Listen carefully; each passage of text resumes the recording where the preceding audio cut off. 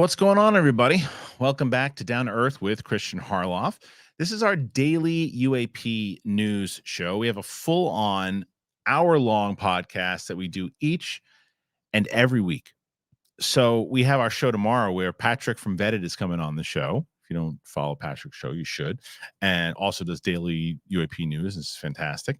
And he's on. We're gonna break down all this stuff: the AARO report, the David Grush moving over to potentially work at the UAP caucus. So there's so much that we're going to be talking about. But today, the big story dropped with Ross Coulthart, who launched his brand new show for NewsNation, and he had attorney Danny Sheehan on. And Danny Sheehan basically, it seems like he's a firsthand witness. Seems like he's got a lot of information. He went after the Sean Kirkpatrick and DOD and AARO report. He went after a lot of different things about the inaccuracies because of his firsthand knowledge. And that was a major thing that happened. And here, I'm going to play a quick clip from that show, and you'll get a breakdown of exactly what was going on here. Here you go. To the UFO, you've asked for and been given access to the UFO files, the secret files of Project Blue Book, the files the government denies exists. What did you find? Well, what I did is I walked in and I was in this a comparatively small room. It was about maybe 20 feet wide and about 12 feet or so deep. And there were these three big cardboard fold-out tables. And they had like shoeboxes, these little light green kind of government green shoeboxes with the little ties on them. And there was a microfiche machine that was there.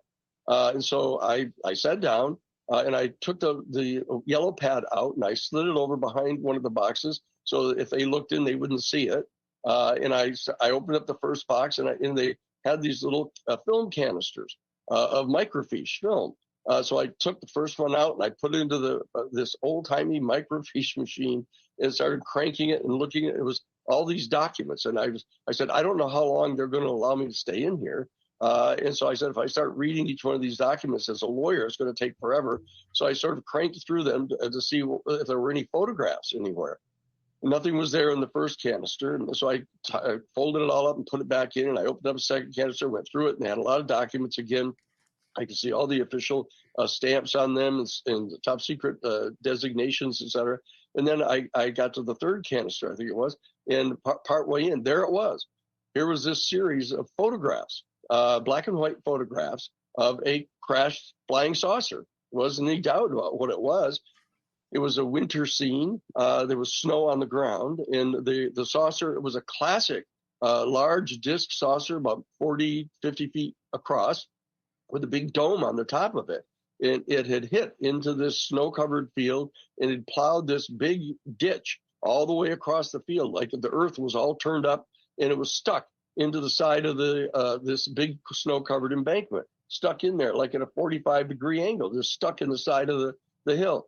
And I could see all around it, there were these Air Force personnel. They were in winter jackets, with the big fur around the hood, and they were taking photographs of it. And I actually saw one of the guys in one of the photos. There were like three of them that I saw the photos, and they had one of these old-timey cameras, a movie camera, like with the two big round canisters on the top of them. So it must have been like in like the late 40s or early 50s or something, I figured.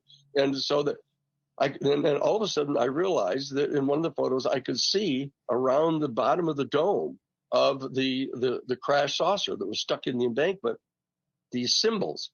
And I looked at them and I said, wow, look at there's nothing like anything I've ever seen. They're not Russian, they're not Chinese, they're not, hieroglyphics. They're totally unique.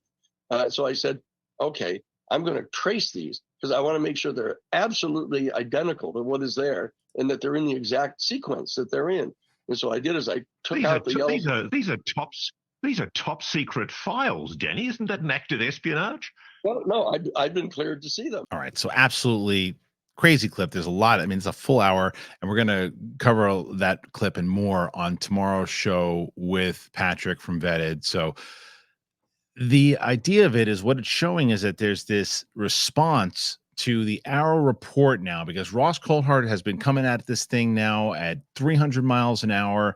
Danny Sheehan now he's already been pretty active, but now the more and more of these voices are out there and they want to be heard. Now, I think that what a lot of people are going to say, and what I can already see a lot of people saying in the comments, is like, okay, but what does that mean in the long run? What can you show us that is actual proof of this? It's like, I saw this, I saw that. The question of, will Danny Sheehan be one of those people who now testifies at the public hearing? Seems like it could happen. Seems like it should happen with all these particular stories. And again, there's a much longer there's so many details and so much that came out of that podcast with Ross Coulthart today. But then who else is coming out? Who else is Lekatsky going to come out and say some stuff about about actually breaching the hull? What's going to happen?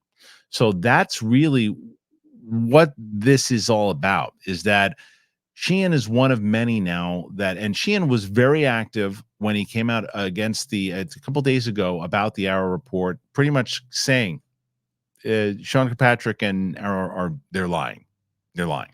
And so by him doing these podcasts and interviews, this to me is a sign that more and more people are going to come speaking out. Now, is Lou Elizondo next? What shows is he gonna do? Will Grush take this job? Will that lend to it? It seemed as if that report from AARO, it seemed to have backfired, in my opinion. Doesn't seem like the whistleblowers are going away. It doesn't seem like people are going to stop talking about the situation. But I ask you guys, what do you think?